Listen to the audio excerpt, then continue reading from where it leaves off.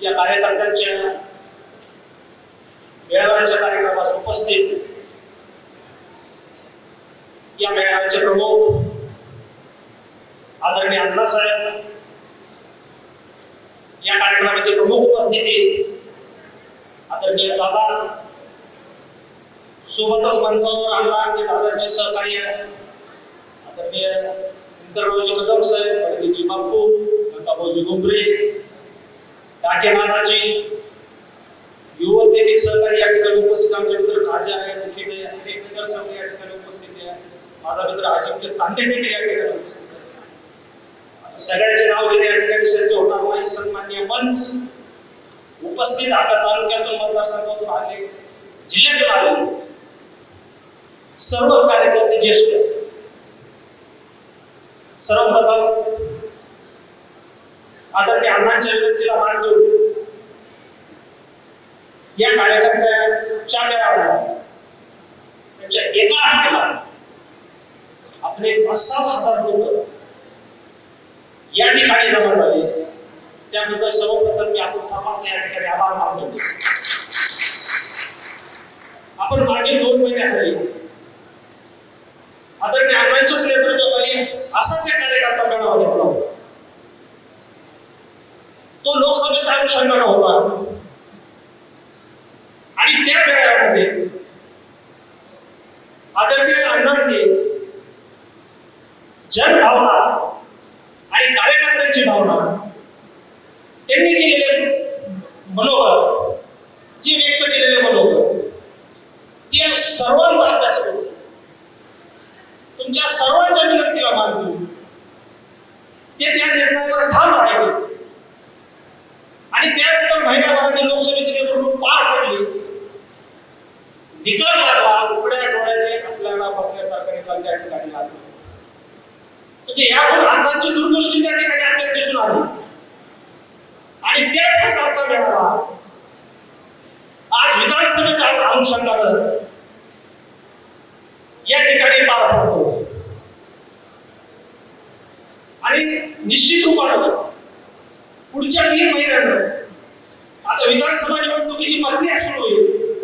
अनेकांनी सांगितलं 90 दिवस आहे, त्या ठिकाणी 100 दिवस आहे, परंतु आता अण्णांच्या पाठीशी आपण कशी ताकद मारायची, कसं बरं त्यांना द्यायचं, कुठल्या माध्यमातून त्यांना लोकांतून उभारी द्यायची, ही आता बारकाईने लक्ष करण्याची, केंद्र करण्याची या ठिकाणी आपण सर्वांना या ठिकाणी गरज आहे. मागच्या 5 वर्षाचा काय घडला आपण बघितला, काय घडलं काय नाही घडलं, अनेक देखील गोष्टी घडल्या.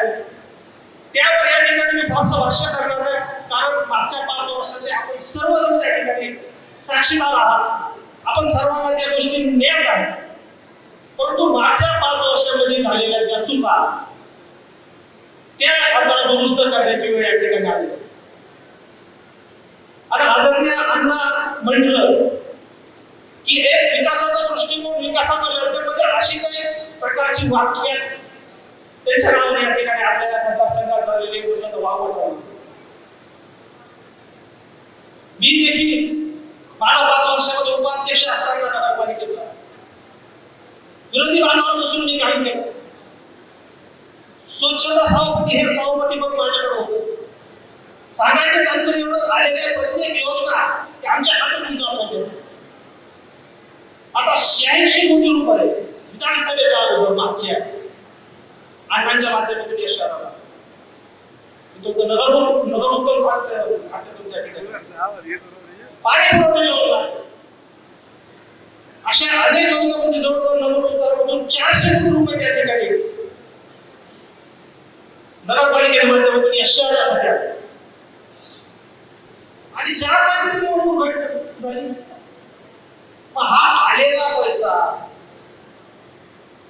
म्हणजे विकासाकरिता हा आपण लोकांपर्यंत घेऊन पोहोचवला, लोकांना याची जाण करून दिली नाही. हे अतिशय जाणकार बाबत पण मोठा परिणाम त्या ठिकाणी आपल्याला होत आला.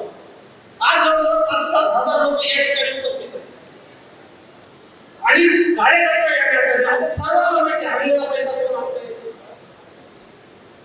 पण भविष्यामध्ये या बंदिस्त कार्यक्रमातून आपण ज्यावेळेस बाहेर पडतो 5,000 लोक, हा भाग